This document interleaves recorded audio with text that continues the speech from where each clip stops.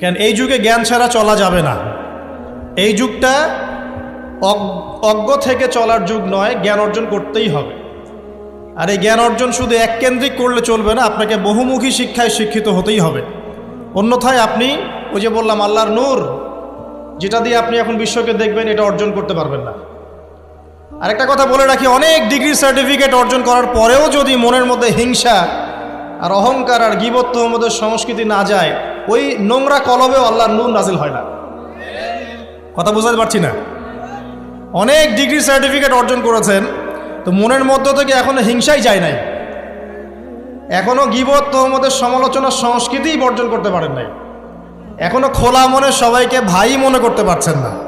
সংকীর্ণ মন, একটা ছোট মন নিয়ে ছোট লোকের মতো আপনি চলাফেরা করেন, এই মন নিয়ে চললে আল্লাহর নূর নাজিল হবে না। আল্লাহর নূর পেতে হলে মনটা প্রশস্ত হতে হবে, নিরহংকারপূর্ণ হতে হবে, কারো প্রতি হিংসা নাই, কারো প্রতি বিদ্বেষ নাই, কেউ আমার শত্রু না, মুসলিম ভাইরা সবাই আমার ভাই। উদার একটা যখন মন মানসিকতা থাকবে, নিরহংকারপূর্ণ মন থাকবে, জ্ঞান অনুযায়ী আমল হবে, সেজদায় কান্নাকাটি করবেন, আল্লাহর নূর চলে আসবে ইনশাআল্লাহ। আর এগুলো আসলে এখনকার সায়েন্স দিয়ে আমি ব্যাখ্যা করতে পারবো না, এগুলো আধ্যাত্মিক কথাবার্তা। আমাদের বাহ্যিক এই জগতের বাইরেও কিন্তু একটা জগৎ আছে, আমি মনে হয় বুঝাতে পারছি না। বারাকা, আল্লাহ পাকের বরকতকে দেখেছেন কখনো চোখ দিয়ে? আল্লাহ পাকের বরকত বলে একটা কথা আছে না? আছে না? আচ্ছা, আর বরকত কি জিনিস আপনি কি চোখে দেখতে পারেন? এমন একজন সালাফের কথা পড়লাম, যিনি 40 বছর বেঁচে ছিলেন। কত বছর? 40 বছর। এই 40 বছরে তিনি প্রায় 300টা বই লিখেছেন। কয়টা? 300টা। এখন বলেন, আমরা এখানে যারা বসে আছি অনেকেই 40 পার করে ফেলছি না? আমরা এই 40 বছরে কিছু করতে পেরেছি? এই 40 বছরে একটা মানুষ 300টা বই লিখতে পারে? তাহলে আমরা বুঝতে পারছি যে তাদের সময়ের যে বরকত আর আমাদের হায়াতের বরকত এক না। বরকত সম্পূর্ণ ভিন্ন জিনিস, যেটা আমরা চাক্ষুষ দেখা জ্ঞান দিয়ে বিশ্লেষণ করতে পারবো না। পারবো না। আরও বোঝাচ্ছি, দেখুন রাসূলুল্লাহ সাল্লাল্লাহু আলাইহি ওয়াসাল্লাম সারাদিনে কত কাজ করতেন। তাহাজ্জুদ পড়তেন, শেষ রাত্রে উঠতেন, রাতের এক অংশ ঘুমাতেন, আরেক অংশ উঠতেন, উঠে তাহাজ্জুদে নামাজ পড়তেন, লম্বা কেরাত, মানে এক রাকাতে প্রায় 4 পারা কোরআন তেলাওয়াত করেছেন। এক রাকাতে 4 পারা। আমরা তো 4টা আয়াত পড়লেই একদম তাড়াতাড়ি রুকু করতে হবে, দাঁড়ায় থাকতে পারতেছি না। তাই নামাজ তো ডিজিটাল, এখন যুগের সাথে সাথে নামাজও কি ডিজিটাল। অনেক মসজিদে নামাজ পড়লে মনে হয় ইমাম সাহেব পেশাব পায়খানা চাপ নিয়ে নামাজ পড়াচ্ছে মনে হয়, তাড়াতাড়ি নামাজ শেষ করতে পারলে বাঁচে। আবার দেখা যায় মাঝে মাঝে যে নামাজ মানুষ পড়তেছে না, মানে নামাজ পড়ানোর দায়িত্ব সে পালন করছে, নামাজ নিজে পড়তেছে না। তো এই ডিজিটাল নামাজ না। নবী সাল্লাল্লাহু আলাইহি ওয়াসাল্লাম এক রাকাতে 4 পারা কোরআন তেলাওয়াত করেছেন, প্রায় 4.5 পারা তাহাজ্জুদের নামাজে। তখনই তো গিয়ে পা ফুলবে। এই যে পা ফুলতো, এমনি এমনি পা ফলে? কতক্ষণ দাঁড়ায় থাকলে একটা মানুষের পা ফলে? তো নবী সাল্লাল্লাহু আলাইহি ওয়াসাল্লামের পা ফুলে যেত, পা মোবারক ফুলে যেত। লম্বা সালাত পড়তেন, সালাতের পরে আবার কিছুক্ষণ ডান কাতে শুয়ে থাকতেন সুন্নত পড়ে। বেলাল রাদিয়াল্লাহু আনহু এসে ডাক দিতেন, তিনি গিয়ে মসজিদ নববীতে নামাজ পড়াতেন। ফজরের নামাজও হতো লম্বা, কেরাত হতো লম্বা। নামাজের পরে আবার সাহাবীদের সাথে কথাবার্তা বলতেন, দ্বীনি বিষয়ে মোজাকারা করতেন। তারপরে ইশরাকের নামাজ পড়তেন, চাশতের নামাজ পড়তেন, পরিবারের দেখাশোনা করতেন, দিন প্রচার করতেন, রুজি রুটির ব্যাপার ছিল। এই সারাদিন যে এতগুলো কাজ তিনি করতেন, একদিনে একটা মানুষ এত কাজ করতে পারে? তো নবী সাল্লাল্লাহু আলাইহি ওয়াসাল্লামের জীবনের বরকত আমার জীবনের বরকত কি সমান? তাহলে বলেন, বরকত কি আমি চাক্ষুষ জ্ঞান দিয়ে প্রমাণ করতে পারবো? এরকম অনেক বিষয় আছে ইসলামে যেটা চাক্ষুষ জ্ঞান দিয়ে প্রমাণ করা যায় না। কবরের আযাব দেখেছেন? কেউ কি প্রমাণ করতে পারবে?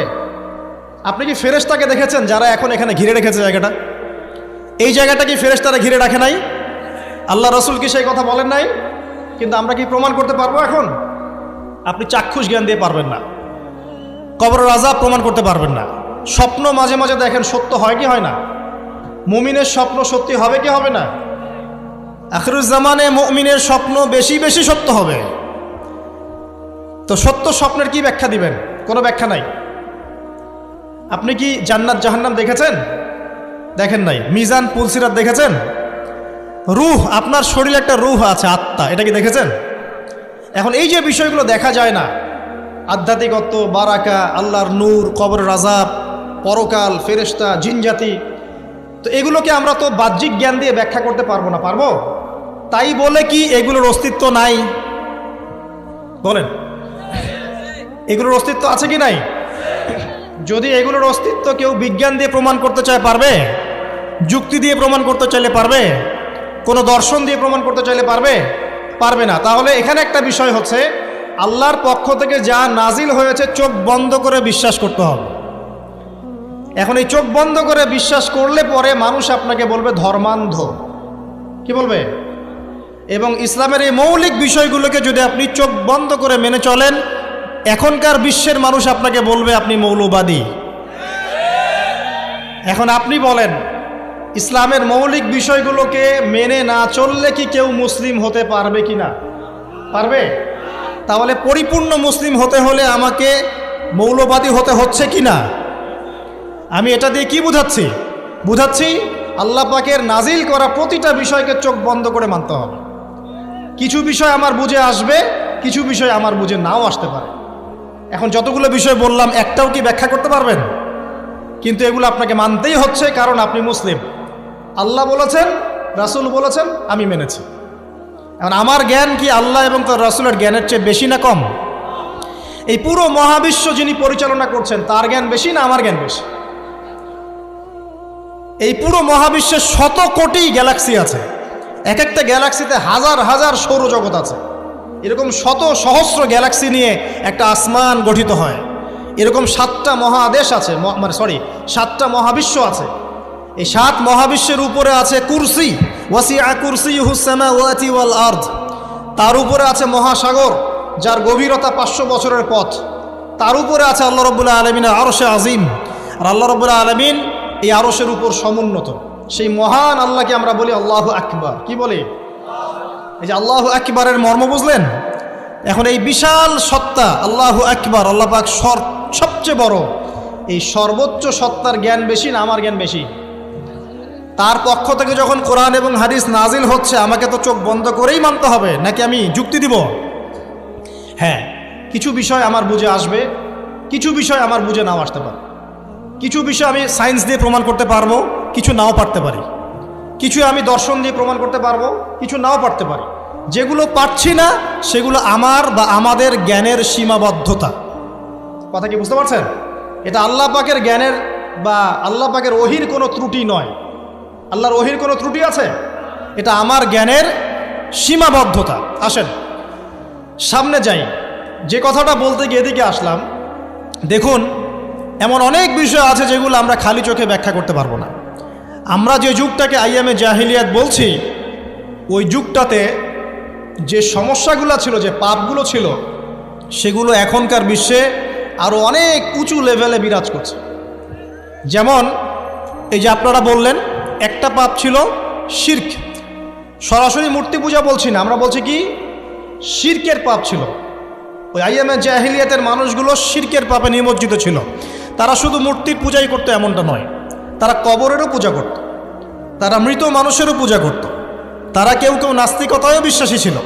সূরা মুমিনুন পড়লে দেখবেন তাদের মধ্যে একটা আকীদা ছিল, ইন হিয়া ইল্লা হায়াতুনা দুনিয়া নামুতু ওয়া নাহয়া। কাফেররা বলতো যে আমরা এই পৃথিবীতে জন্মেছি, এখানেই আমরা জন্মাবো, এখানেই মারা যাব। ওয়া মা নাহনু বিমাবউসিন, আমাদেরকে পুনরুত্থিত করা হবে না। এই পরকালের কনসেপ্টে তারা বিশ্বাস করতো না। তো এরকমও লোক ছিল। শুধু যে লাত, ওজ্জা, হবল, মানাত এগুলোর পূজা করতো তাই নয় এই বিষয়টা।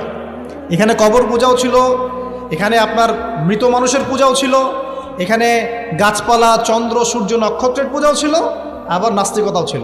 এক কথায় আইয়ামে জাহিলিয়াতের সবচেয়ে বড় পাপ ছিল শিরক।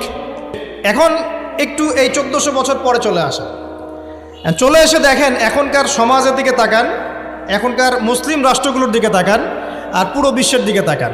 সবচেয়ে বড় সমস্যাটা কি বলেন? সবচেয়ে বড় সমস্যা কি শিরক নয়? আচ্ছা, মুসলিমরা কি এখন অনেকেই কবর পূজা করে না? মুসলিমদের মধ্যে অনেকেই দেখবেন যে মৃত মানুষের কাছে চাচ্ছে না। মৃত মানুষের কাছে সন্তান প্রার্থনা করে না? ওই যে ওখানে গিয়ে নজর মান্নত করছে না যে মৃত মানুষকে সন্তুষ্ট করলে আমার ভালো হবে, না হলে আমার কোনো ক্ষতি হয়ে যাবে, এটা মানুষ করছে না? মুসলিমদের মধ্যে বহু মানুষ আল্লাহর হালালকে হারাম করছে না, আল্লাহর হারামকে হালাল করে নিচ্ছে না, এটাও কিন্তু শিরক। আপনি কি জানেন যে আল্লাহর হালালকে হারাম করলে শিরক হয়? আল্লাহর হারামকে হালাল করলে শিরক হয়? সুদ হালাল না হারাম? না, সুদ তো ফরজ। সুদ হালাল না হারাম? সুদ তো এখনকার বিশ্বে ফরজ। সুদ ছাড়া এই বিশ্ব চলবে না। আপনি ঠিক বলছেন, কিন্তু সুদ ছাড়া এই বিশ্ব চলে না। যে কোনো কিছু করতে গেলে সুদ লাগে। তো এখন যে সবাই এটাকে হালাল করে নিচ্ছে, এটা কি হচ্ছে? আল্লাহর হারামকে মানুষ হালাল করছে না? আচ্ছা বলেন, মদ হারাম না হালাল? বলেন। মদ তো ওয়াজিব নাকি? যুব সমাজে তো মদ না খেলে চলেই না। মদ খায় না এমন যুব সমাজের সংখ্যা বেশি না খায় তার সংখ্যা বেশি? কয়টা ছেলে আছে স্মোক করে না? বলেন, কয়টা ছেলে দেখাতে পারবেন যারা স্মোক করে না? এখানে কারা কারা স্মোক করেন না? মাশাআল্লাহ, আলহামদুলিল্লাহ, মাশাআল্লাহ। হাত নামান, হাত নামান, হাত নামান। আল্লাহ পাক আপনাদের রক্তে এবং মাংসে বরকত দান করুন, দোয়া করি। যদি আপনি কোনো কমিউনিটির মধ্যে দেখাতে পারেন যে তারা মাদক থেকে দূরে আছে, তারা শুধুমাত্র ইসলামিক কমিউনিটি, অন্য কোনো কমিউনিটি না। যদি আপনি মাদক মুক্ত কোনো ক্যাম্পাস দেখাতে পারেন, সেটা হবে মাদ্রাসা। যদি পর্ন মুক্ত ক্যাম্পাস দেখাতে পারেন, দেখাতে হবে মাদ্রাসাকে। এখানে বিষয়টা হচ্ছে, যারা ইসলাম প্র্যাকটিস করে, কোরআন এবং সুন্নাহর বুঝ যাদের মধ্যে আছে, যাদের মধ্যে আল্লাহর ভয় আছে, এরা কখনো সুদ খাবে? এরা কি মদ খাইতে পারবে? পারবে না। ইনশাআল্লাহ আপনারা কি জিনা করতে পারবেন? আল্লাহ পাক আপনাদেরকে ঈমান আমলের উপর অটুট রাখুন, আমিন। যে কথাটা বলছি, কেউ যদি আল্লাহর হালালকে হারাম করে নেয় আর কেউ যদি আল্লাহর হারামকে হালাল করে ফেলে, এটাকে কিন্তু শিরক বলা হয়। এই বিশ্বে কি এই সমস্যা নাই? সামনে আগান। এই বিশ্বের শিক্ষা ক্ষেত্রগুলো দেখবেন, এই শিক্ষা ক্ষেত্রগুলোর মধ্যে নাস্তিকতার শিক্ষা বাড়ছে না কমছে? বাড়ছে। এই বিশ্বের অর্থনীতি দেখবেন, অর্থনীতির মধ্যে শিরক বাড়ছে না কমছে? এখানে আপনাকে সুদ নিতে হচ্ছে, এখানে আপনাকে আল্লাহর নাজিলকৃত ইকোনমি বাদ দিয়ে পশ্চিমাদের নাজিলকৃত ইকোনমি বহন করতে হচ্ছে। এটাও এক প্রকার কুফরি। আরও সমস্যা আছে। এই বিশ্বের ওয়ার্ল্ড অ্যাফেয়ার্সের দিকে তাকাবেন, দেখবেন বিশ্বের কয়টা জায়গা আপনি আমাকে দেখাতে পারবেন যেখানে মুসলিমদের মধ্যেও আল্লাহ রাব্বুল আলামিনের নাজিলকৃত বিধান দিয়ে বিচার ফয়সালা হচ্ছে? কয়টা দেখাতে পারবেন? তো যেখানে আছে খুব স্বল্প পরিসরে। পুরো বিশ্বের অবস্থা আজকে এমন। পর্নোগ্রাফি হালাল না হারাম? পশ্চিমা সংস্কৃতির মধ্য দিয়ে এটা সারা বিশ্বে ছড়িয়ে দেওয়া হয়েছে। মানুষ এখন এটাকে available part of our life এটা মনে করছে, আর common part of our life. পর্দা হালাল না হারাম? বলেন, পর্দা না করাটা হারাম না হালাল? আচ্ছা, এখন দেখেন, মিডিয়া বলেন, প্রিন্ট মিডিয়া বলেন, ইলেকট্রনিক মিডিয়া বলেন, বিভিন্ন প্রযুক্তিগত উন্নয়নের মধ্য দিয়ে নগ্নতাকে প্রমোট করা হচ্ছে কি হচ্ছে না? বলেন, হচ্ছে কি হচ্ছে না? এখন কি কাপড় খোলার দিকে মানুষ বেশি আগ্রহী না পরার দিকে? দেখবেন ইসলামের বুঝ যাদের মধ্যে নাই, এরা কাপড় খুলতে চাচ্ছে এখন।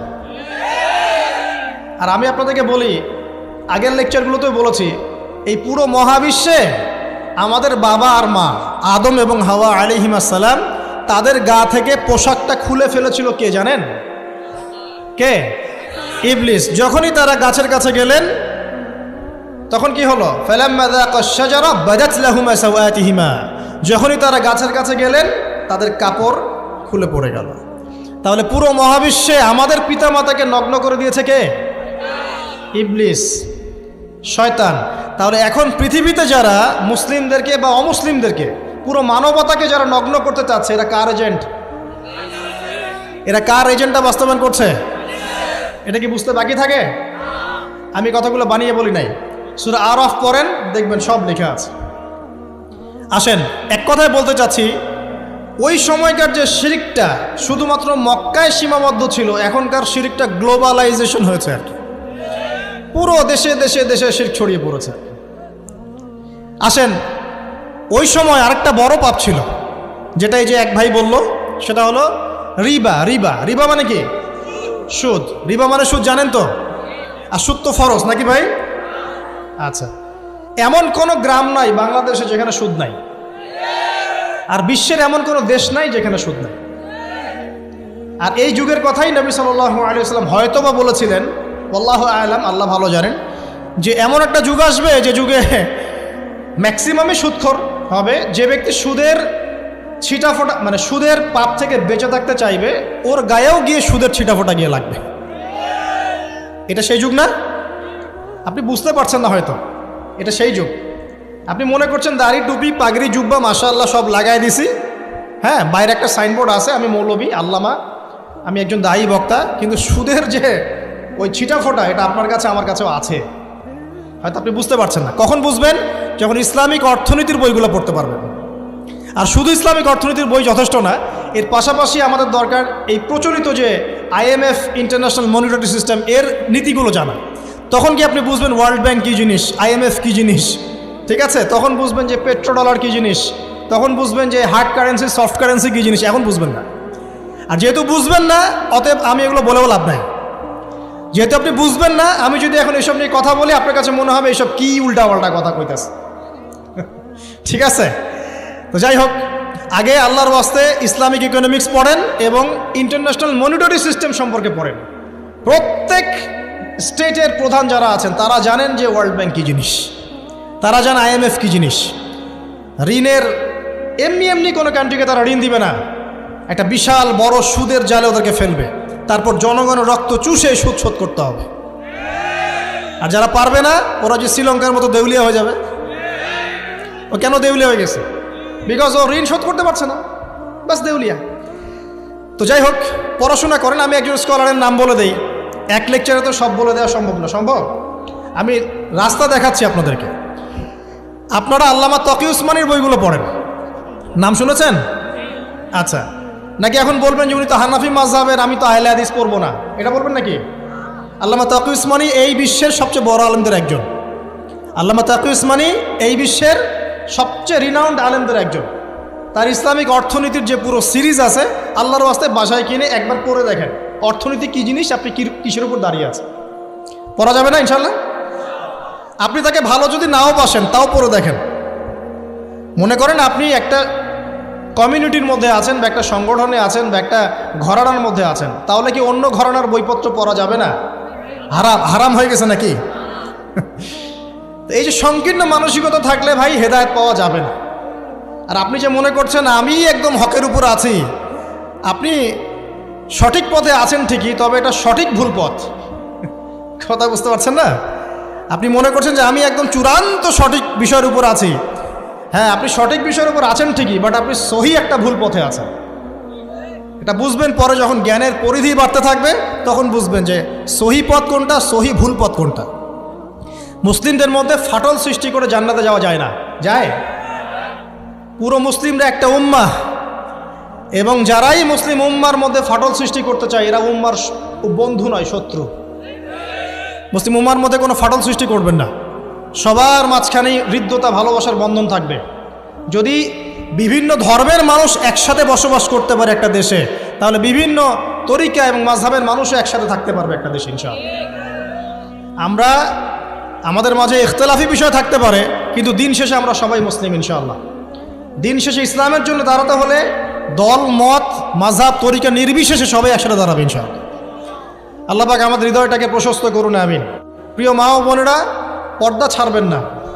আপনাদের জন্য 4টা কাজ: স্বামীর আনুগত্য করা, লজ্জাস্থানের হেফাজত করা, আপনার 5 ওয়াক্ত সালাত ঠিকঠাক মতো আদায় করা, এবং রমজান মাসে সাওম রাখা। নবীজি বলেছেন সাল্লাল্লাহু আলাইহি ওয়াসাল্লাম, জান্নাতের যে কোনো দরজা দিয়ে ইচ্ছা আপনি প্রবেশ করতে পারবেন। আপনার জন্য সহজ। আর স্বামীর আনুগত্য বলতে আমি বুঝাইনি স্বামীর দাসত্ব করতে হবে, এটা বলিনি। এখনকার কিছু ফ্যামিলিস্ট মেয়ে আছে, ওরা আনুগত্য শব্দ মনে হয় যে দাসত্ব মনে হয়। আনুগত্য দাসত্ব এক জিনিস না। আনুগত্য কি? স্বামী কোরআন সুন্নাহর অনুকূলে কোনো কথা বলেছে, আপনি মানবেন। স্বামী বলছে পর্দা করো, তোমাকে ভালোবেসে বলছি তুমি পর্দা করো, তুমি আমার অনেক প্রিয় একজন মানুষ, তুমি বেপর্দায় বাইরে যাবা, লোকজন দেখবে, কেমন হয়? ঠিক আছে, তোমাকে তো আমিই বিয়ে করেছি, তুমি আমার, মানুষ তোমাকে দেখবে কেন? ঠিক আছে? তো এখন স্বামী ভালো কথা বলেছে, আপনি শুনলেন, এটা আনুগত্য।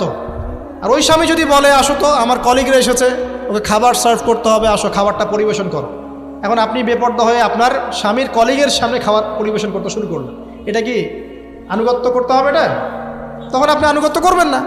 সিম্পল, কোরআন সুন্নাহর অনুগত কাজে আপনি স্বামীর আনুগত্য করবেন, বিপরীতে গেলে আপনি করবেন না। স্বামীর আনুগত্য মানে স্বামীর দাসত্ব নয়। আর এই হাদিসটা আপনি কেন ভুলে যান যে আল্লাহ রাসূল সাল্লাল্লাহু আলাইহি ওয়াসাল্লাম বলেছেন, আল্লাহ ছাড়া যদি কাউকে সেজদা করা যেত, সম্মান বুঝাচ্ছেন, আল্লাহ ছাড়া যদি কাউকে সেজদা করা জায়েজ হতো, আমি মেয়েদেরকে বলতাম যেন স্বামীকে সেজদা করে।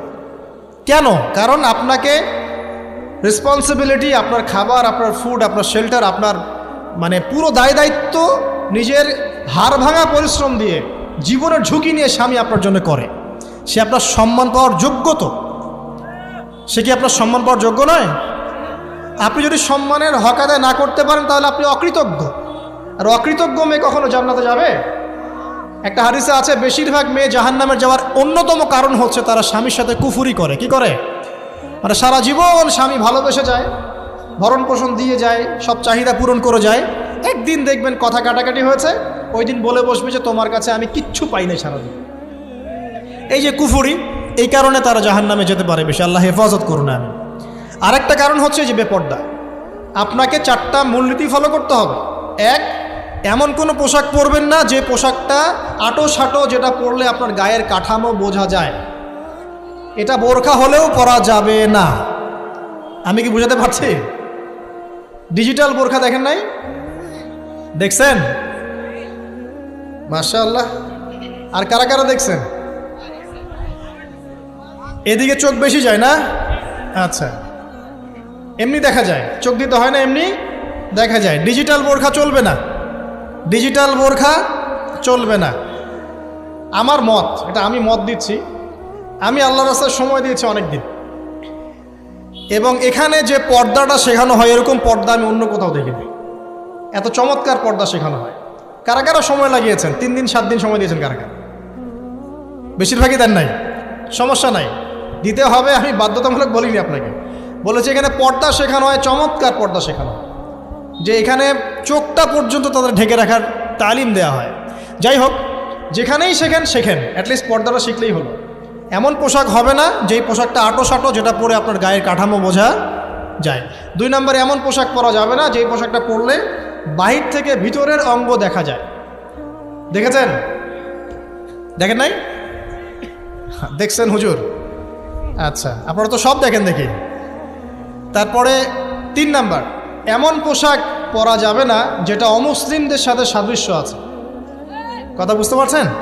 অমুসলিমদের ধর্মীয় বিষয়ের সাথে সাদৃশ্য আছে এমন পোশাক মুসলিম মেয়েদের পরা যাবে না। এর মানে এই নয় যে অন্য ধর্মকে আপনি আক্রমণ করবেন, এটাও নয়।